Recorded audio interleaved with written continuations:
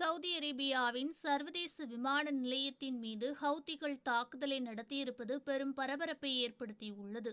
Saudi அரேபியாவின் தெற்கு எல்லைப் பகுதியை குறிவைத்து ஏமன் ஹவுத்தி கிளர்ச்சியாளர்களால் ஏவப்பட்ட பாலிஸ்டிக் ஏவுகணைகளை சவுதி அரேபியாவின் வான் பாதுகாப்பு படைகள் வெற்றிகரமாக இடைமறித்து அழித்துள்ளதாக சவுதி பாதுகாப்பு அமைச்சகமானது அதிகாரப்பூர்வமாக உறுதி செய்துள்ளது.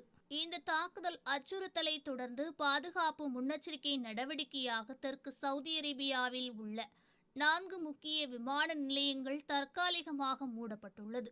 நேற்று தற்காலிகமாக மூடப்பட்ட அபாகா, ஜீசன், நஜ்ரான் மற்றும் ஷருரா விமான நிலையங்கள் தற்போது மீண்டும் தடையின்றி செயல்பாட்டிற்கு வந்துள்ளதாக கூறப்பட்டுள்ளது. இருப்பினும் சில விமான சேவைகள் மற்றும் பயண நேரங்களில் சிறிய மாற்றங்கள் செய்யப்பட்டுள்ளதாகவும், எனவே இந்த விமான நிலையங்கள் வழியாக பயணிக்க இருக்கும் பயணிகள் தங்களின் விமான சேவை நிறுவனங்களை தொடர்பு கொண்டு விமான விபரங்களை உறுதிப்படுத்திக் கொள்ளுமாறு தங்களின் விமான சேவை நிறுவனங்களை தொடர்பு கொண்டு விவரங்களை உறுதி செய்து கொள்ள வேண்டும்.